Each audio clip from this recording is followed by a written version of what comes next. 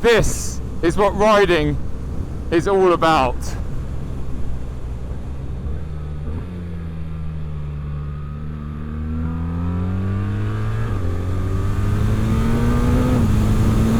Hey guys, welcome to my first ride video on BMW's brand new R1300R. I'm back down here at BMW Motorrad North Oxford because these guys have very kindly lent me their demonstrator. So big shout out to everyone down here, especially Liam. I've got the R1250R sitting behind the R1300R because this is the bike that has been replaced by that. And this is actually a bike that I am very fond of because when I was out in Australia at the back end of 2023, BMW Motorrad Australia very kindly threw me the keys to essentially this bike, but the RS version, so the version with a bit more fairing. I really enjoyed that bike, but today is all about the new bike. And in terms of aesthetics, well, there's no getting away from the fact that it looks more modern. I really love what they've done to the styling with this. I think you'd call this a super naked or a naked sports bike. I don't know, it's kind of a unique model because obviously BMW have bikes like the S1000R or even the M1000R, which is a naked sports bike, whereas this, well, it has the 1300cc Boxer Twin that's come straight off their R1300 GS. Let's talk about pricing. Now, thankfully, you don't need to be sitting down for the base retail price because at £13,200, I think that's really reasonable. They do an R1300 RS model, which is essentially this bike with a bit more fairing, which is an extra £500. But as with so many modern BMWs, like my F900 GS, well, there have been some options thrown at this bike. This particular one is essentially an SE, meaning it has the comfort pack and the dynamic pack and a couple of other bits and pieces, bringing its on-the-road retail price up to £16,500, which is a lot of money. But when you consider that it does have the 1300 Boxer Twin on it, well, it's a hell of a lot cheaper than something like the R1300 GS, especially when you compare the two spec for spec. And I know that they're very different bikes with very different purposes, but obviously to me it's all about how it rides and how it performs. So hopefully throughout today's video we're going to discover whether it's worth that kind of money. We've mentioned this 1300cc Boxer Twin a couple of times already.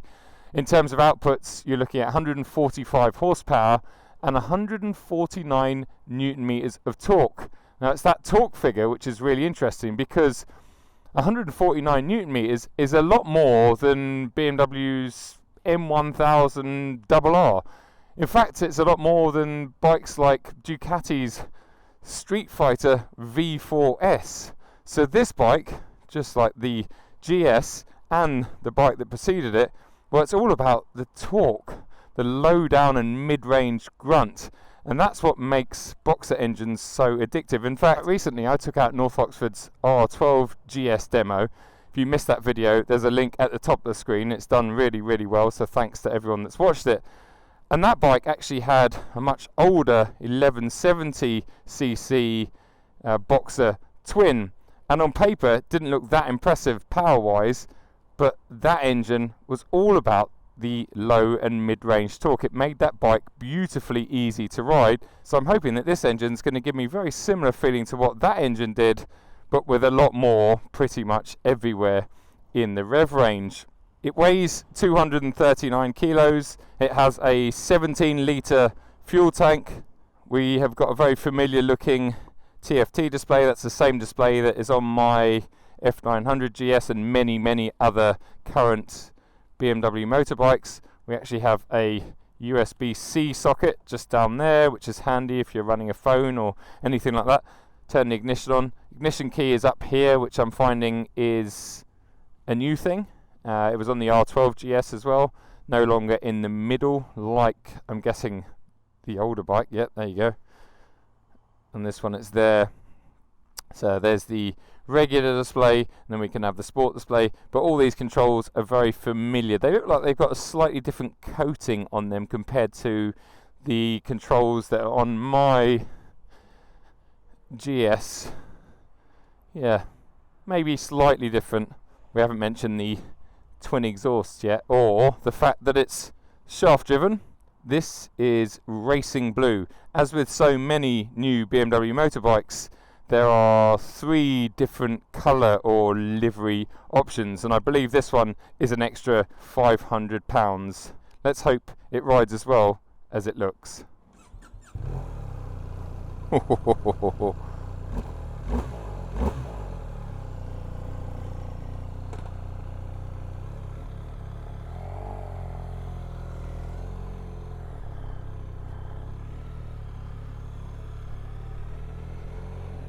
Right then guys, you join me about 10 minutes into the ride, and I'm just about to head along a really nice section of road, so I thought I would switch the cameras on.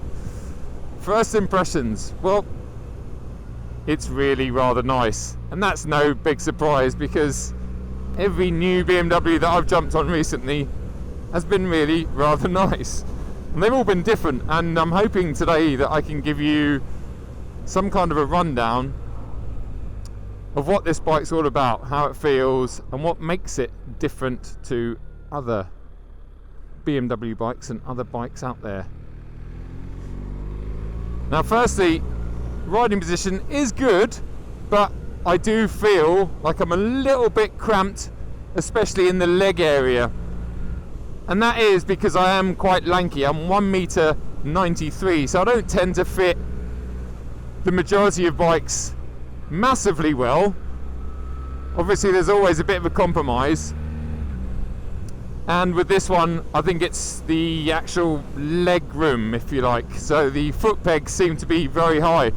But saying that, although initially it was a bit of a whoa, they're really high, now I'm already getting used to it. The cockpit area is really good, the handlebars, the controls are really nice, all the ergonomics, everything as you'd expect from a modern motorbike in general. I mean, it seems all bikes are just so good these days. One small little early complaint, and something I keep feeling, is where my left foot is on the foot peg, if I'm using the foot pegs correctly, i.e. the ball of my foot is on the peg, the heel of my boot is actually touching the rear swing arm, and every time I hit a bump I can feel the swing arm just touching my boot. It's not going to annoy me, but it's definitely worth pointing out, especially if you have big feet like me. We've got a nice twisty bit of the road coming up here.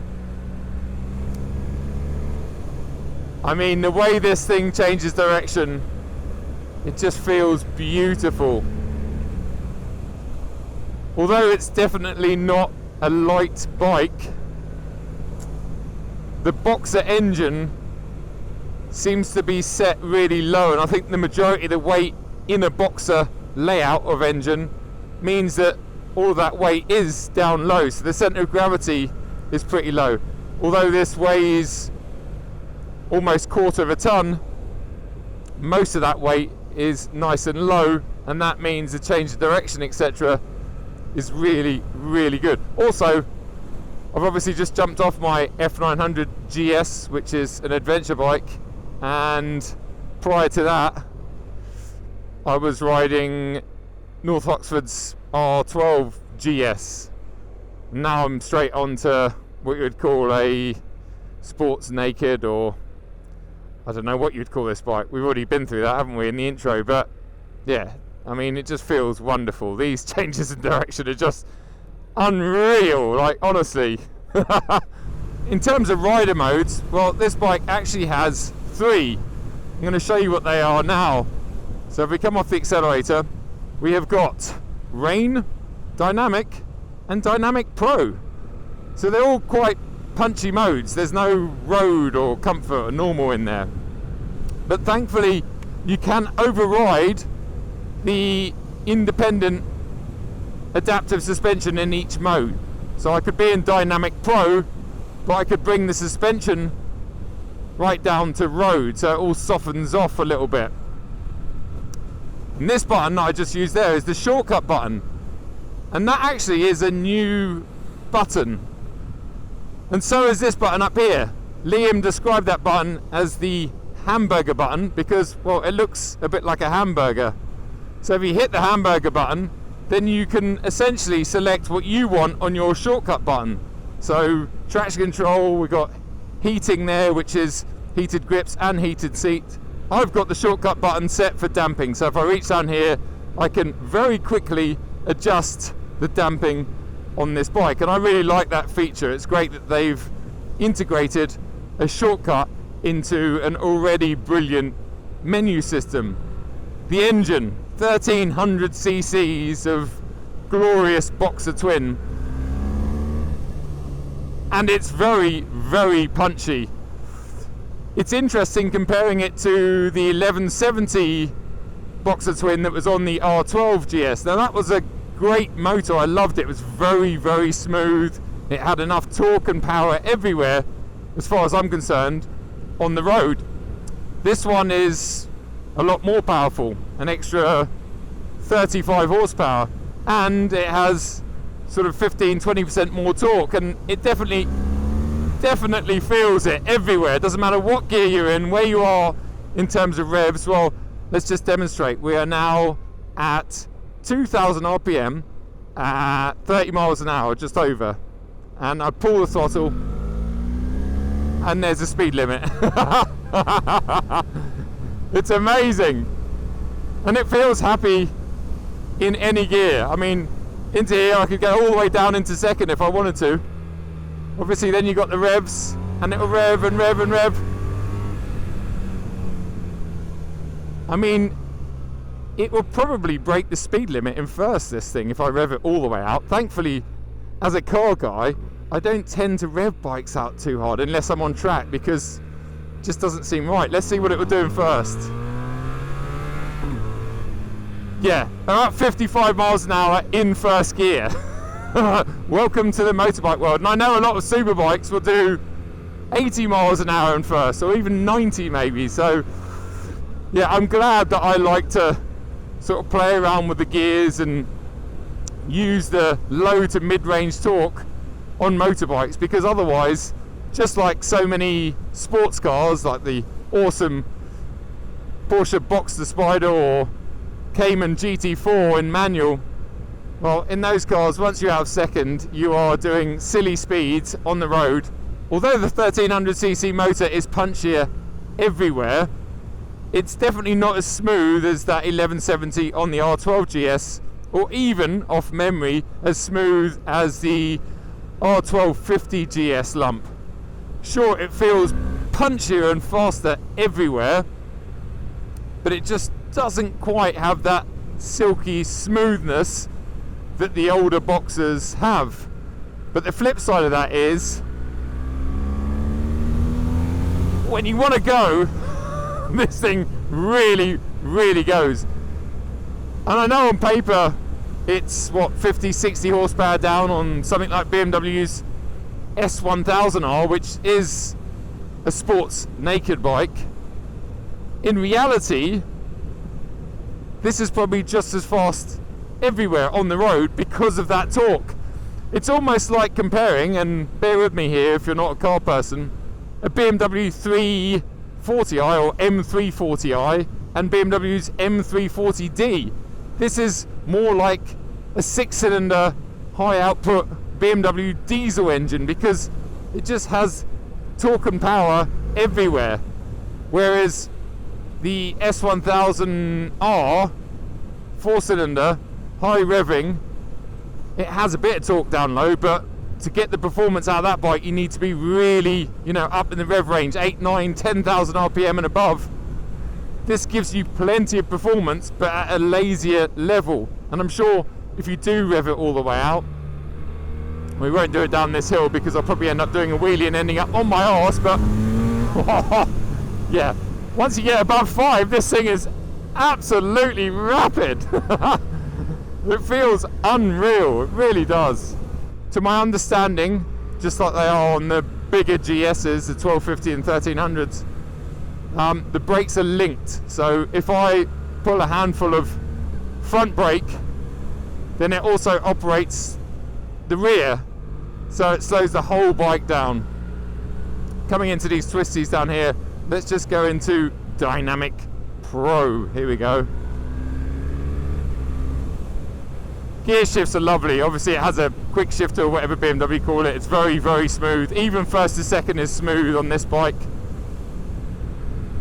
Come in here, very nice on the brakes. Down 2 gears. Just avoid that Land Rover, Range Rover. There's some dirt in the middle of the road. Yeah.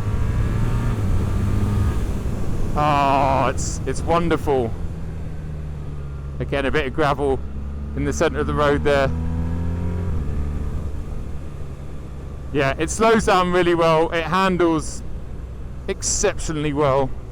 To me, there's always the argument of how much power and torque do you need for the road. I think around 100, 110 horsepower is the sweet spot, especially for a beginner like me.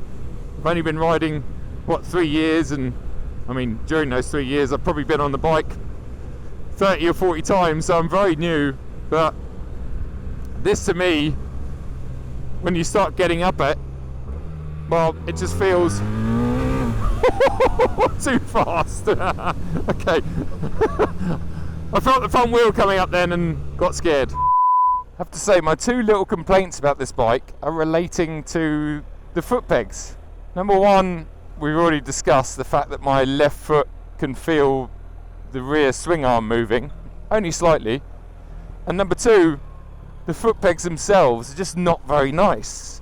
They're just quite slippery, a bit rubbery. So that's a very easy fix, and I'm sure BMW will happily sell you some 719 foot pegs or similar.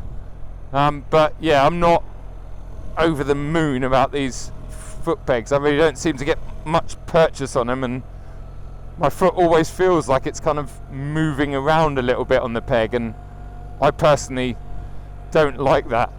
Sometimes it's nice to just pull over in a quiet spot like this, park the bike up and admire it in the sunshine, because although it looked good out the front of North Oxford, there was a lot of other bikes in the background and a lot of other distractions, whereas here you can really take it all in, and I think it's a fantastic looking bit of kit.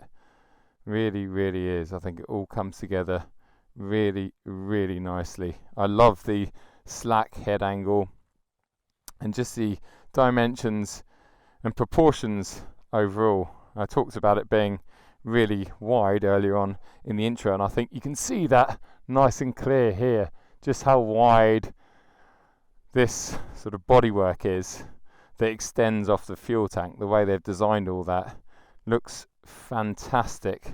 It really, really does. Looks like it means business, and after riding it, well, I can tell you it does mean business. Something else to talk about is this bike being a naked, where it has no protective fairing or screen and visor, so you are exposed to the elements.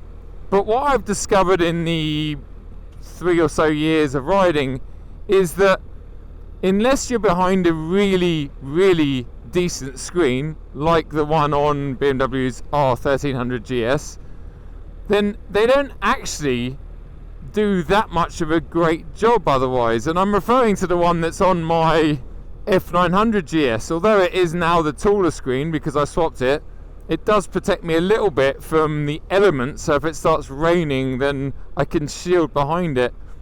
But in terms of buffeting and wind, well, it actually doesn't seem to do that much of a great job. And as a newbie, I just assumed if you had fairing and you had a screen, you're going to be sheltered. But that is not necessarily always the truth. Sometimes you're better off with clean air, so direct air, because at least you know where you stand there. It's a constant force, and obviously the faster you go, the more that force and wind becomes. At least it's predictable, whereas behind smaller screens that don't work that well, well, it's not actually that predictable all the time. I hope that makes some sense. And if you do want a little bit of fairing, well, that's what the RS is for. To my understanding, the RS rides and handles, performs very similar to this, but you're paying an extra 500 quid for a bit more fairing. Maybe it's not as pretty. It's always going to be a trade-off, isn't it? That's what, in my eyes at least, makes naked bikes like these look so cool, is the fact they are stripped back. I love being on a bike. People in general are so much more friendly when you're on a motorbike. You only have to look at someone like Harvey Rides Bikes, which I'm really pleased to say, or who I'm really pleased to say, is a friend of mine, thanks to what we do. It's a small world. And I mean, Harvey brings so much happiness just cruising around on his bike in London, handing out sweets and just interacting with humans. And I think that's what cycling and motorbikes bring you much closer to, whereas when you're in a car, you're very much sort of divided from other people. You're in your own little metal box. It's time for me to come up with some kind of conclusion about this bike. Let's start with the small negatives. And they are, as you already know, the foot pegs. To me, they're just not good enough, but they're an easy fix. And the second bit relating to that is the fact that my left foot definitely feels that swing arm moving all the time, and as I said earlier, doesn't massively ruin the bike for me, but it does bug me a little bit. So make sure you try one of these bikes out before you look at buying them, just in case you have big clumsy clown feet like me. And the last thing that bugs me, actually, now that I've had this bike a couple of hours, is this plastic bit here. And I'm sure once again BMW will probably sell you a nice aluminium one or something that looks a little bit better and bolts on, but that is just not really nice enough, especially on this bike that's 16.5 grand. But that is basically the only negatives. Even the slightly cramped legroom that I talked about right at the start of this riding part of the video, well, I've got used to that now, and actually it's really comfortable. It means I can really sort of hug the tank with my legs, gives me loads of support. So when I'm coming into a braking zone like this, well, it's just lovely. I can use my legs to support me properly, and I just feel, yeah, ergonomically brilliant.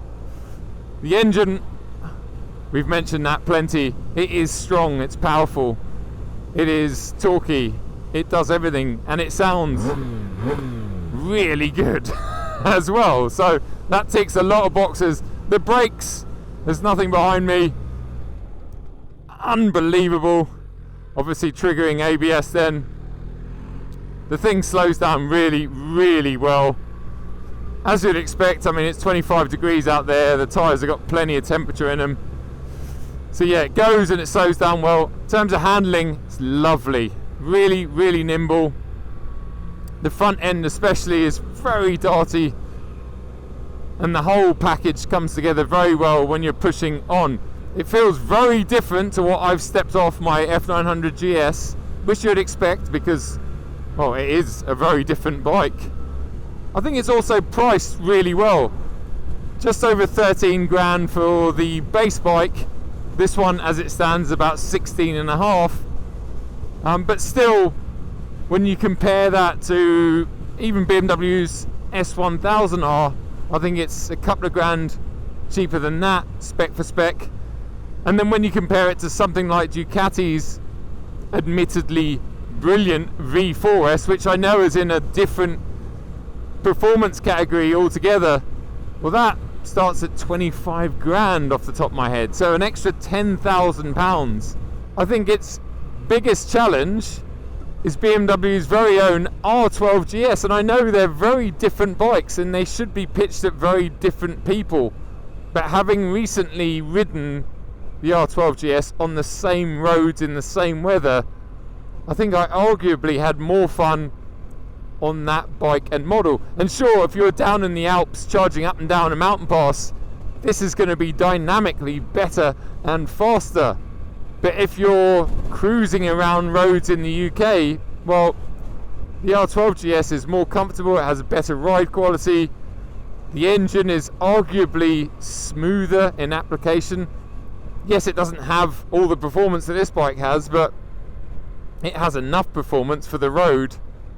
And I know I keep going on about that R12 GS, but North Oxford, as we speak, have got a lovely black one in the showroom. And I'm not even a fan of all black bikes, especially BMWs, because I think a lot of the design and detail get hidden on black bikes, but not that one with the gold forks. It looks wonderful. Really does look good. Right, as we're pulling back into BMW Motorrad North Oxford, I want to say a massive thanks to you guys for watching this video, and of course a massive thanks to these guys for lending me this bike, in particular Liam. As always, I'll leave a link to his email address and their website in the description below. My bike's still there, so that's a good sign. Wow, it's warm when you stop, it really is. So it's 25 degrees, I suppose. What a fantastic bit of kit. I'm enjoying this, love it. I could come back every week and just take out a different bike. I mean, it's really hard to actually review them, because with cars, see, I'm talking about cars again, there's less and less good cars out there. And I'm booking in less and less press cars because they just don't interest me, or so few do interest me. Whereas bikes, I mean, give me anything they've got in the showroom here and I'm going to enjoy it. And also hopefully unpick what makes that particular model good compared to other models. Very, very difficult though, at the same time, as a newbie, to sort of bring that across on camera and explain what I'm feeling and what makes this a good bike and something else maybe not such a good bike. Anyway guys, thanks for watching. As always, please make sure you subscribe if you haven't already. Leave any comments and questions below, and I'll see you at another video very, very soon. Cheers.